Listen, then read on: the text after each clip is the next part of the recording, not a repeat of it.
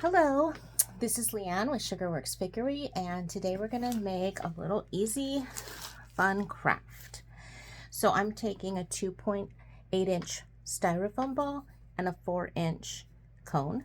You can size up or size down on this design, and it's going to be a really easy, very beginner-friendly design. All right, so I'm going to take some white clay.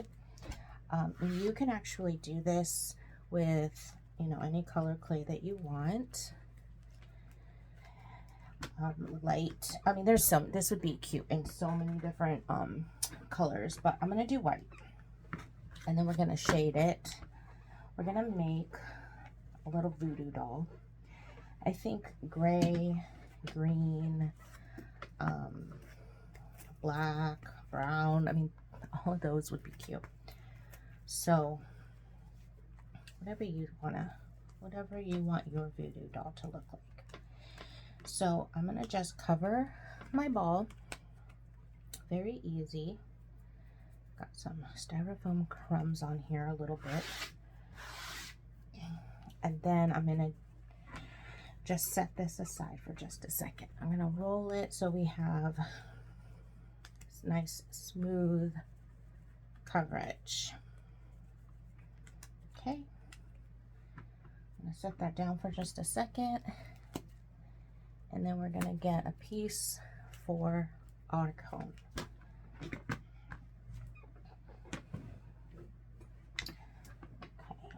Okay, with the cone, just going to wrap it around. See which side I like best.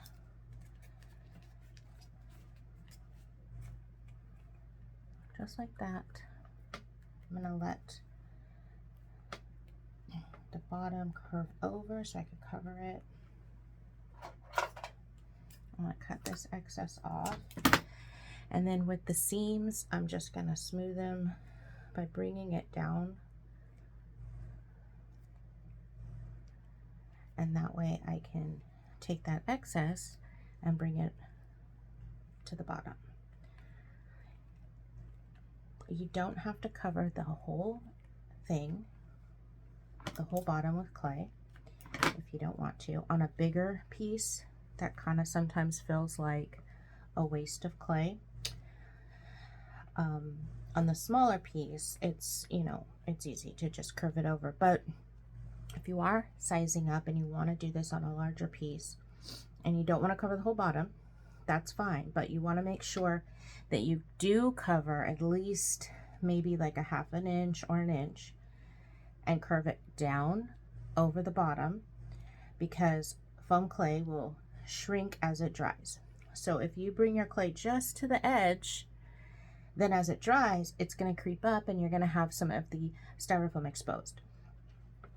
So if you were going to make a big one, you'd want to still cover the bottom a little bit, and then you could go back and cover the rest of the bottom with like maybe foam sheet, or I like to use felt on the bottom of my larger projects.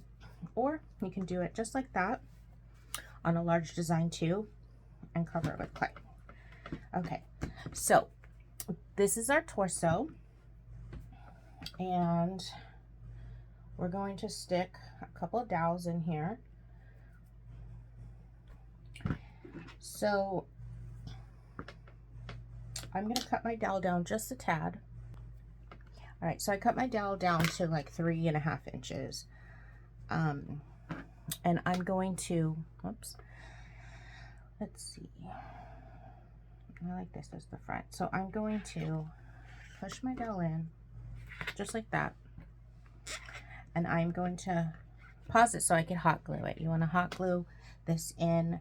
I like to do that because it gives it more security and a little bit more stability. So I'm going to just hot glue that, and then I'll be right back. All right, so I just hot glued my dowels in for the legs, and then we're going to give him his legs. All right, so let's see, probably about this much clay. Just going to get 2 about the same.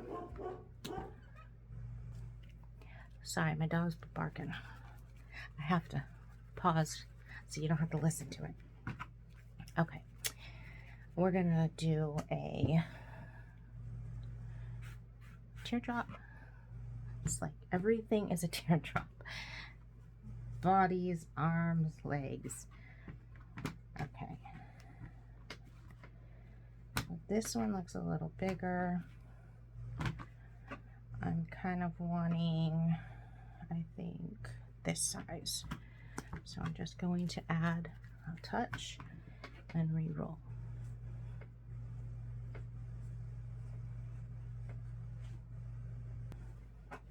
Okay. And now back, get that teardrop going.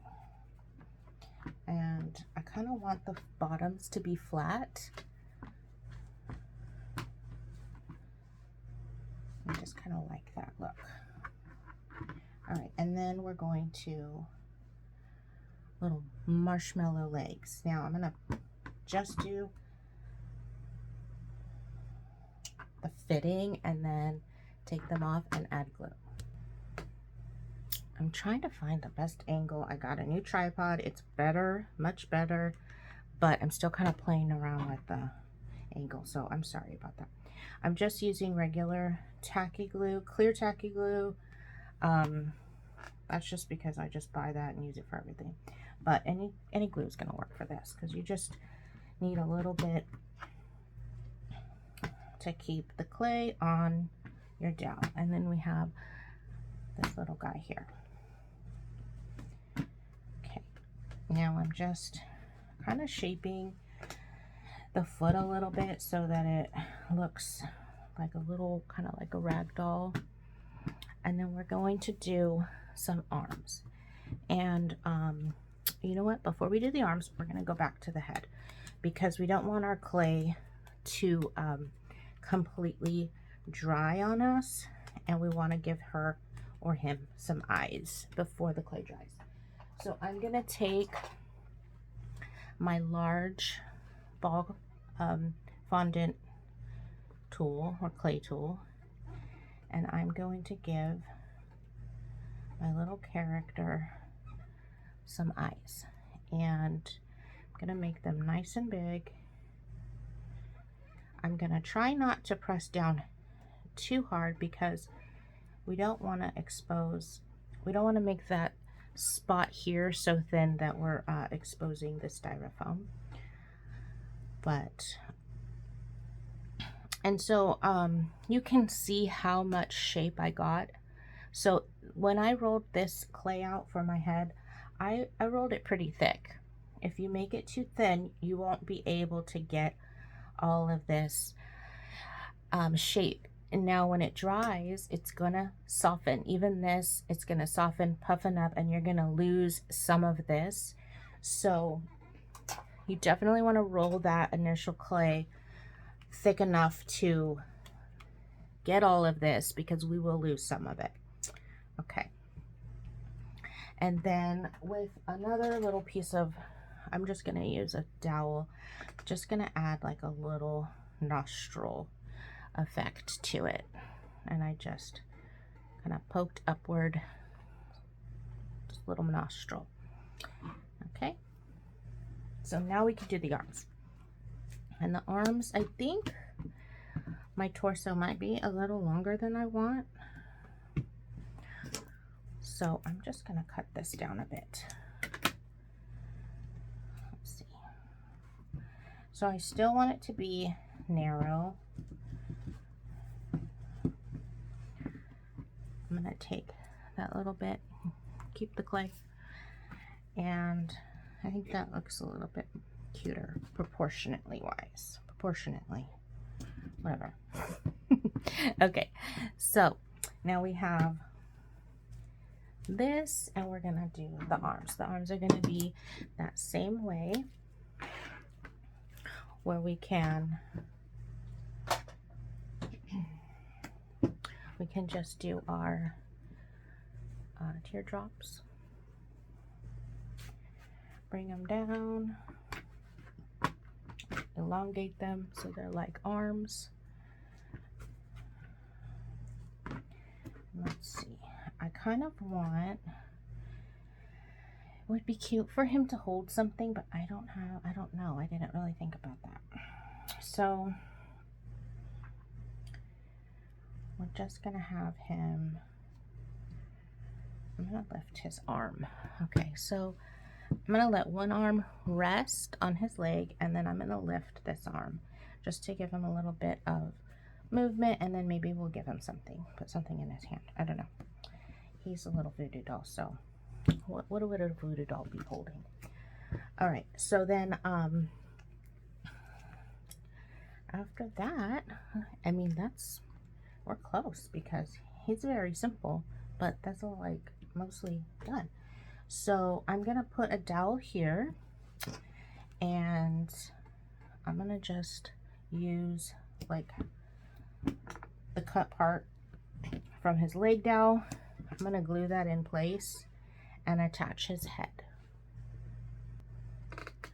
Okay, so we attached his little head, and here he is. So the next thing we're gonna do is we're gonna shade him. Okay, so I'm going to use all of my brown colors and just keep adding shadow to him until he has like this little raggedy voodoo doll look. You know, we could experiment right now and see about an impression mat maybe. Let's try it. All right, so I have a couple of impression mats that I got these off of Amazon. They each have kind of a fabric or knit looking pattern. So I'm gonna just see if I can add that to our voodoo doll so he looks more like he's a sewn voodoo doll. I would say that if you like the way this ends up looking, it would probably be easier to do this to all your pieces before you put them together, but we're doing it this way.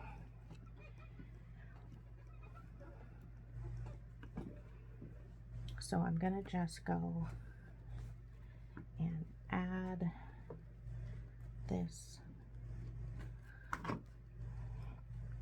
Now the thing is with the foam clay that I love foam clay, but it does lose its detail. Like this, it'll lose quite a bit of it. So I think that's one of the reasons why it would be easier to do this before you put them together, because you could make sure that your impressions are nice and deep. And it's a little bit hard to do that with him like this, but it's kind of working. You know, it's working. It's gonna puffen up and smooth out regardless, so it's just gonna be a little touch. It's kind of just hard to get like in the middle of him, but yeah, we would be losing it and it's gonna smooth out. That's kind of one of the nice features about foam clay, because it's so forgiving and easy to work with. Puffs up and just looks so cute. Very cartoonish, very whimsical, and so it's just fun. So I'm just going over it. It's pretty hard to see with this, but when you do this, if you choose to, you'll be able to tell. It's pretty cute. So I'm gonna just grab all the different browns that I have and start. I don't know if it helps you to see the texture with the shading. It doesn't look like it. I don't know, but yeah, it's working. It's popping up and you can see all of that. So I'm just gonna use like different ones so he looks like a little ragdoll. I'm gonna just do this for a few minutes and be back. All right, so I shaded his whole body. I'm gonna go in and just shade his nostrils and his eyes.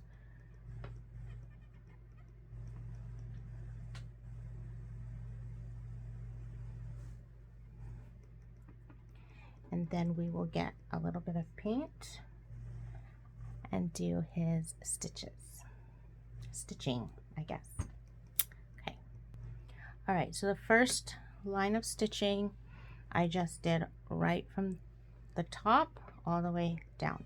I'll do the back later so that I don't smear it. So we're gonna go just down, and then we can do his arms the same way, just one line down.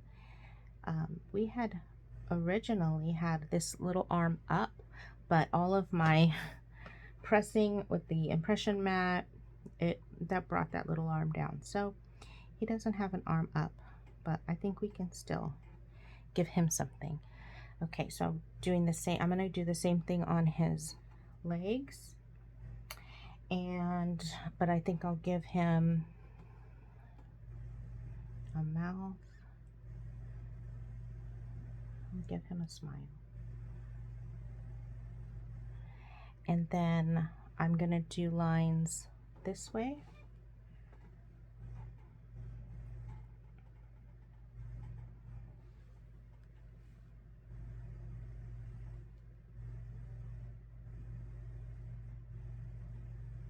It's pretty simple design, very easy, pretty quick. And I think don't let the lines and the stitching make you nervous. Sometimes hand painting things seems like you're not going to get things perfect, but what's fun about this design is that if you have something that's imperfect, you're just going to make it into, you could just make it into a stitch. Like if one of your lines just doesn't seem like it's even with the rest of them, you can just add this kind of detail so that it kind of blends it in. Okay, so we could do some zigzags and lines, and then if you do have a line that you're not happy with, you can just do that. So I'm going to add some stitching here and there, and then I'm going to do his feet, and I'll be back. All right, so I gave him some stitching. He's got, probably add some to his smile, but he's got some stitching, and we're gonna give him a little heart. I have this mold here, a little heart mold. There's lots of heart molds. This one has some designs on it. It kind of looks like embroidery or something on these little hearts, all these little lace details. So I'm using that one. It's probably going to be pretty hard to see that, but now this probably won't stick because of all of that. Yeah, see how it doesn't, because of all of the shading. So you're going to need to add a touch of glue. So I'm just going to add, oh my goodness, super glue, super glue, super glue. Okay.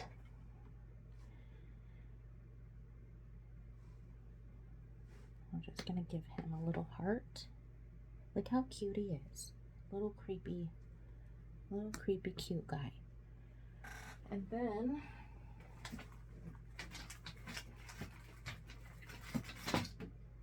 I'm going to use some pins from my little pin collection, and we can put these like little pins in all over.